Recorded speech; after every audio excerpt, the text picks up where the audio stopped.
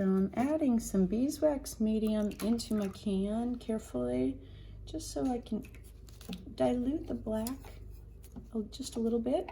We're going to start setting up just a slight horizon line. Doesn't have to be perfect. It's just giving me a sense of where I'm going to start filling in some areas. And I'm looking sort of loosely at my image, but I'm just sort of also always freestyling. And just wanting to move the brush along, kind of creating a little bit of reflection. I don't worry about the drips so much. I used to more, but less so now. And this lower part I'll fill in with some more color, but I'm just sort of getting an outline of maybe a landscape sense.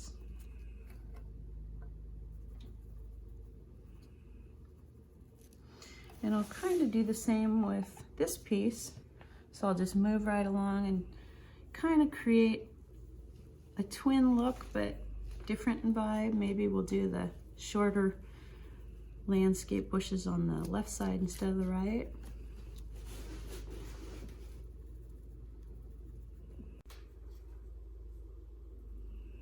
Again, not too worried about the drips here and there. You want to make sure your table is at a good height for you and that the room you're working in is pretty well ventilated. So again, I'm just using black pigmented encaustic medium, and that's beeswax, resin, and black oil or powdered pigments are mixed in at any ratio you like. And I'm just starting to create a little sense of a scene here with landscape, water, texture. Texture is always good with me.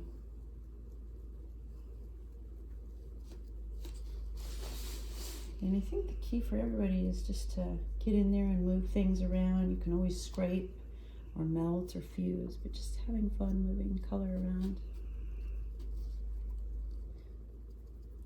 Simple is usually better in my opinion, but not necessarily everybody's opinion.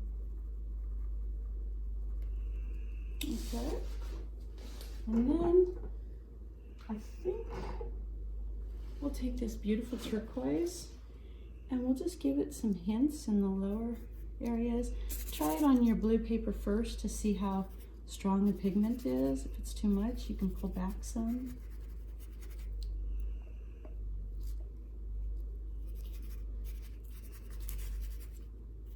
And a little bit up there. It's probably a little too loaded, so just use your paper to dab it off.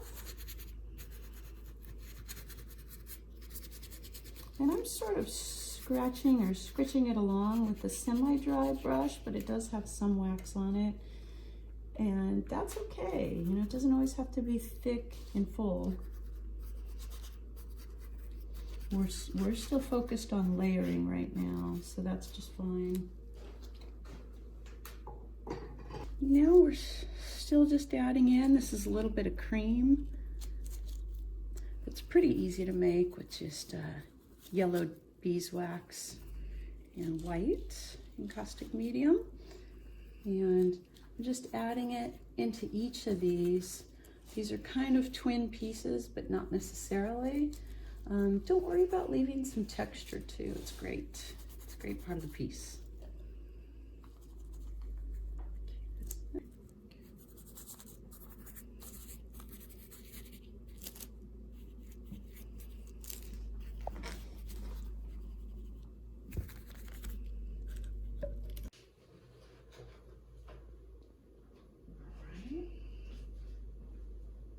This kind of rose taupe color here.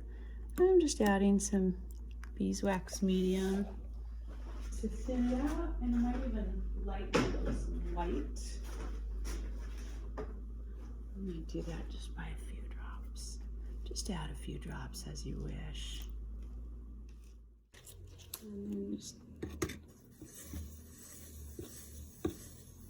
just trying to kind of lighten the color a tad. And now I'll just start to feather in around the top of this. Create a little bit of a scene.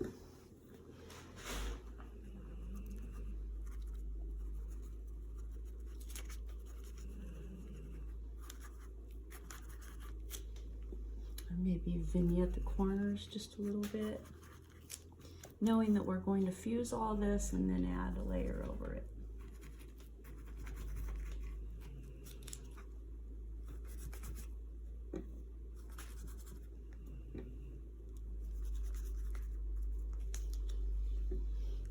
Okay, and I'm going to come back in and just darken this horizon line a touch, just so we start to see it take some definition, maybe have a darkest part.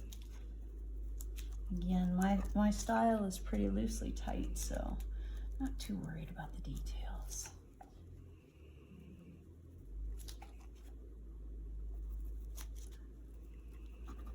And if you do anything that you don't care for, you can always scrape it out. I'm going to try to do some drag to get some vertical visual interest. And I'm just sort of dragging the side of the brush to get some of that wax off of it. Just a little tip and technique I've honed over time.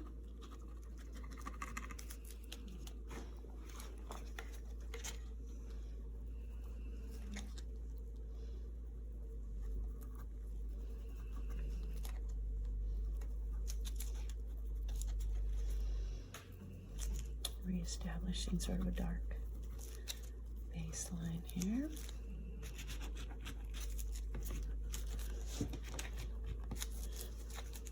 And I don't mind some surface texture, which ultimately I think we'll have here. So, but you can always scrape some if it's too much. And we'll be fusing it with heat here shortly.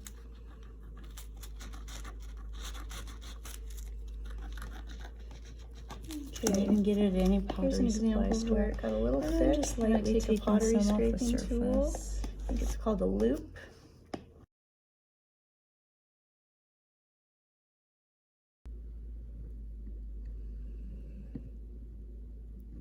Some off the surface here. Can always add more. And then I tend to just reuse all my scrapings and melt them down. All right, it's time to fuse with some heat.